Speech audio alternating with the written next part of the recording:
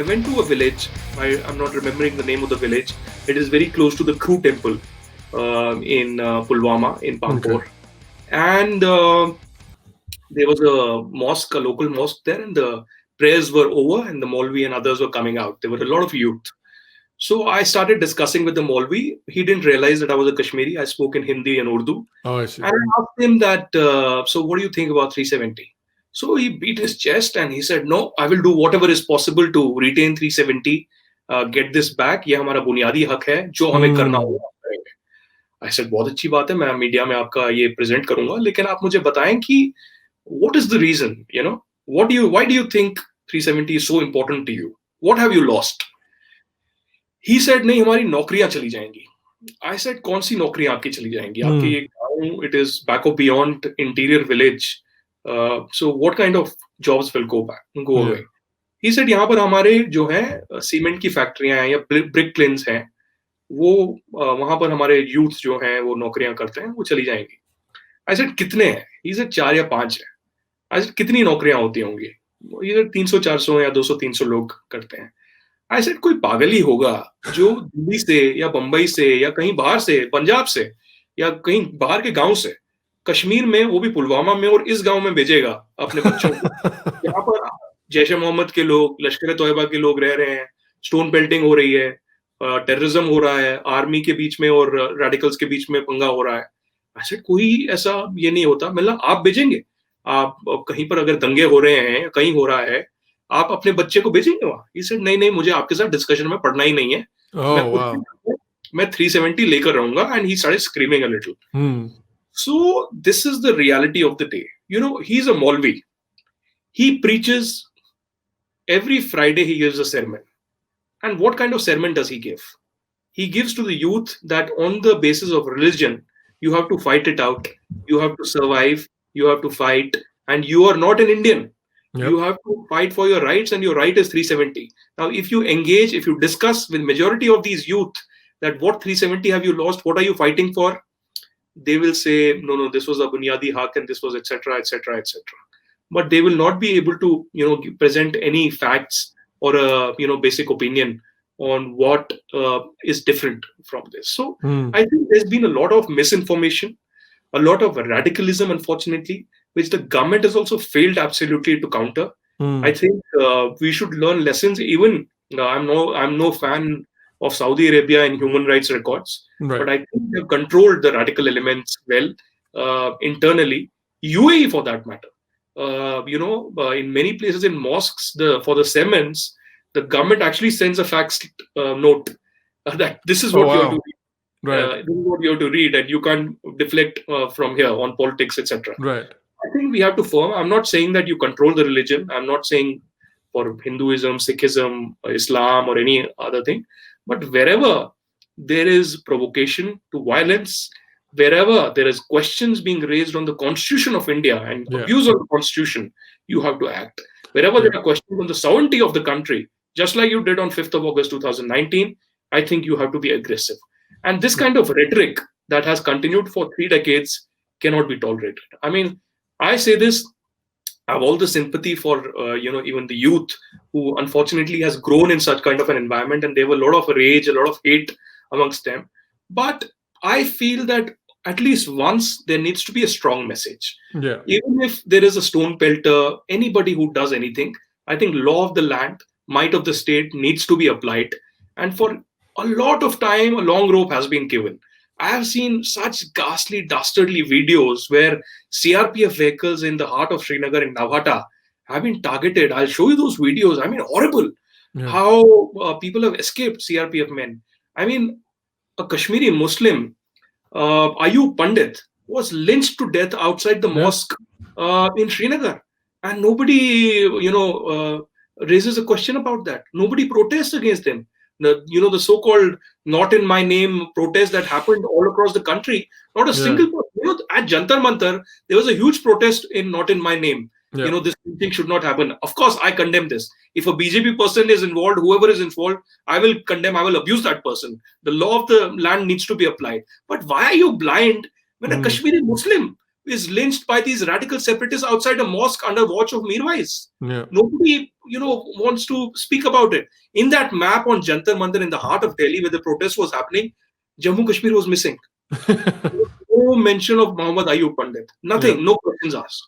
Yeah. So if we ourselves are biased, hypocrites, and we will not speak for the minority population that speaks for reason, that speaks for India and Jammu and Kashmir, I think we won't reach far.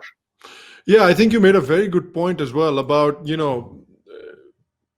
the violence and the strong message that needs to be sent to certain elements in Jammu and Kashmir in terms of like their violent tendencies. Because you look at the developed Western nations, and the reason why Kashmir style violence does not happen, or even like in India where violence can break out at the drop of a hat, that doesn't happen in those countries because the state has definitively created a sort of righteous monopoly on violence, which is how it should be. Like it should be the state that is in charge of like the correct usage of violence, and not the general people. Or a community should not have the feeling that we can organize and we can create enough violence to make the state back down.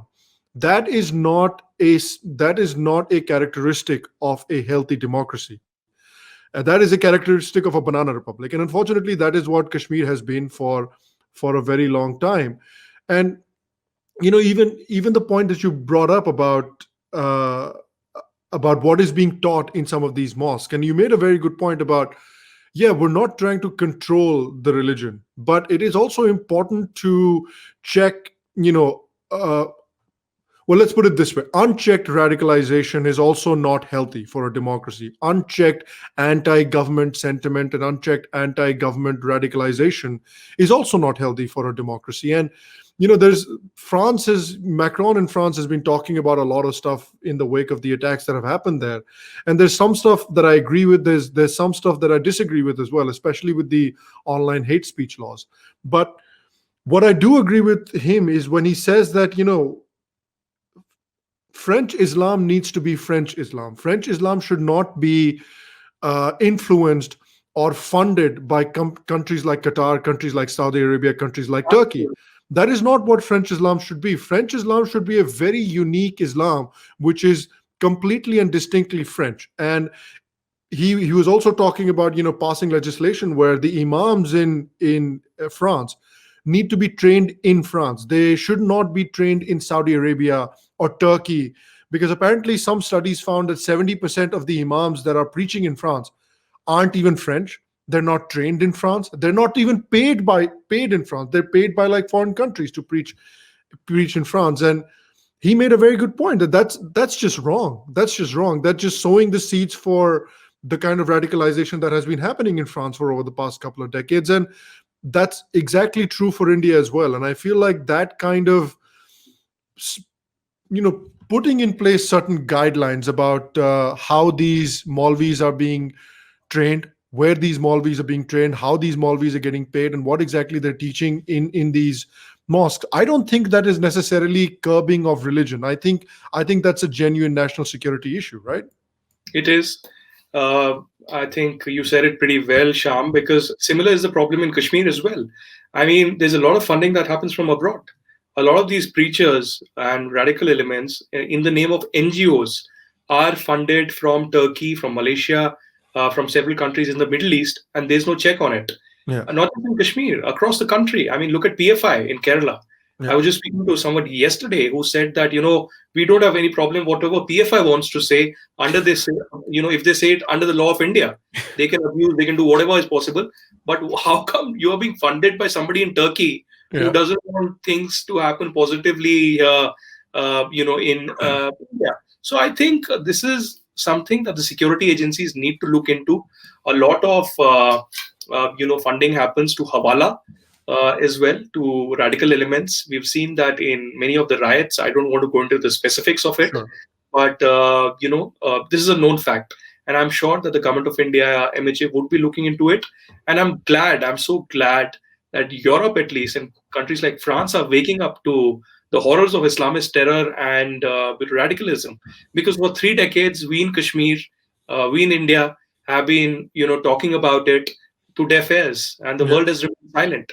And the world is now waking up to it. Even US, for that matter, is क्योंकि much more. अपने अपने पड़ोस से पहुंचती है ना, then people feel it when it happens in their Exactly. backyard. Yeah. वही होता है कि जब तक आप खुद सफर नहीं करते हैं, तब तक अनफॉर्चुनेटली नहीं होता है. तो I think France has put a very aggressive and a very brave face at a time when many countries came and attacked them after the recent violence.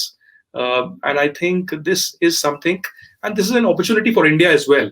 You know, India for a very long time, for I think it was in 1996, that it came up with the Convention of against Terrorism at the Right. United Nations, the treaty, and it's been pending since then, because the United Nations till date has failed to define terrorism. The United Nations cannot even define what terrorism is. You know, it almost feels like there is good terrorism and bad terrorism, just like we speak about Afghanistan. Right. There is no good terrorism and bad terrorism. So I think United Nations has failed. That's why we see even countries like US walked out of the UN Human Rights Council, and that is, of course, another debate for Human another day. Rights Council is a Where joke at this Human Rights point. Council does not function like a Human Rights Council. I mean, it preaches India about human rights, but what happens to Uyghurs in China, what happens to people in Hong Kong, the Tibetans, they're just blind towards it. They will Yeah. not react to it. And China, Saudi Arabia, and others will get membership of the Human Yeah. Rights Council. So it is just horrible. It's just horrific how they preach to Indians, but again, they don't see the human rights violations in Pakistan occupied Kashmir, or for that matter, in Balochistan and Khyber Pakhtunkhwa in Pakistan. So a lot of bias, unfortunately, happening even in this day and age. And that's why Prime Minister spoke about the reforms that are required at the United Nations. So quite unfortunate, but I think a lot needs to change.